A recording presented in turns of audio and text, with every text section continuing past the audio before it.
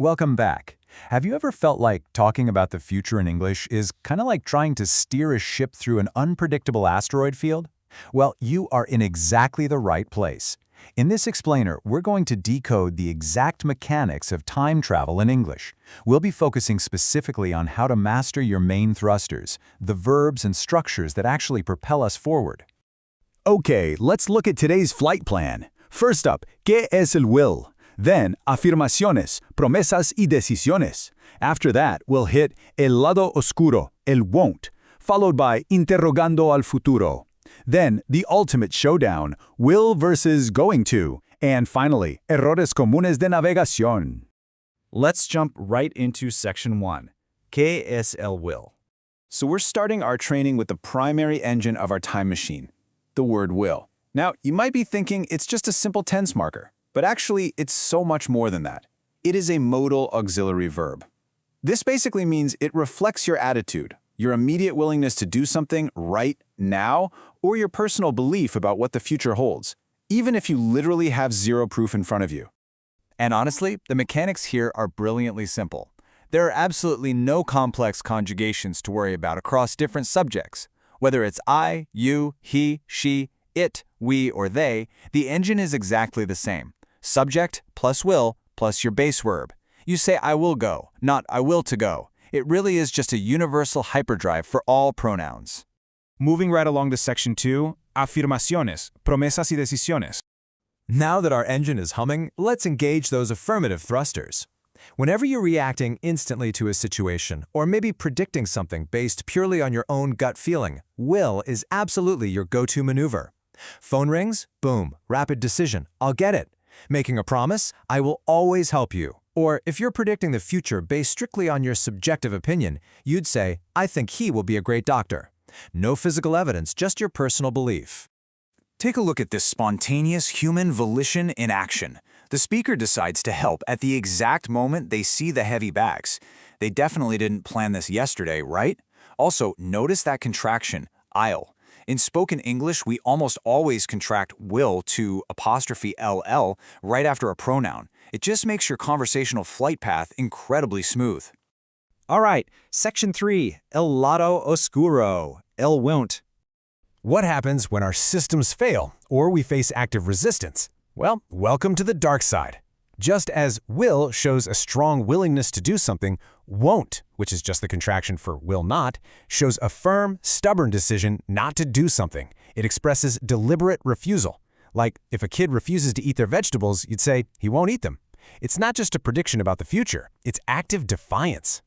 Now, what's really fascinating here is how we project human stubbornness onto machines when they refuse to work. When you say the car won't start or the door won't open, you aren't just stating a fact. You're actually complaining that the object has a mind of its own and is actively rebelling against you. It's a fantastic little quirk of human psychology baked right into English. Next coordinate, Section 4, interrogando al futuro. So, how do we ask the universe what's going to happen? To interrogate the future, we simply perform a really basic structural flip. You literally just take the modal engine, will, and move it right to the front of the sentence, before the subject. Notice, we don't use auxiliary verbs like do or does here at all. It's just an elegant, simple inversion. So, you will be home early simply becomes, will you be home early?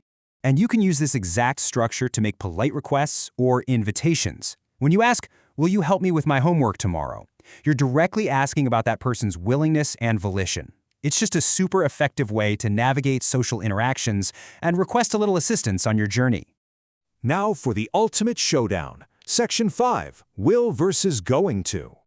This is exactly where a lot of cadets get a little lost, deciding between our spontaneous hyperdrive, will, and our pre-planned navigation computer, going to. Let's clear this up. The absolute crucial point is understanding the timeline of your decision and the evidence for your prediction. If you made a plan before you started speaking, use going to. If you make the decision right while you're speaking, use will.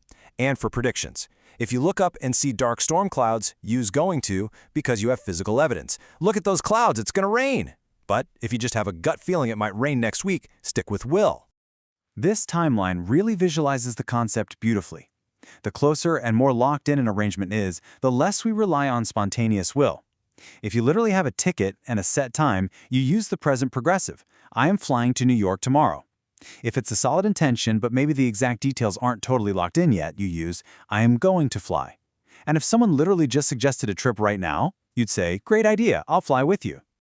Almost done. Section 6. Errores comunes de navegación. Let's identify those asteroid fields where new learners commonly crash. The biggest trap, by far, is overusing will for fixed weekend plans. A native speaker fully expects you to say, this weekend I am going to the cinema because it's already planned out. Another huge trap, especially for Spanish speakers, is translating voy a literally into the English present tense.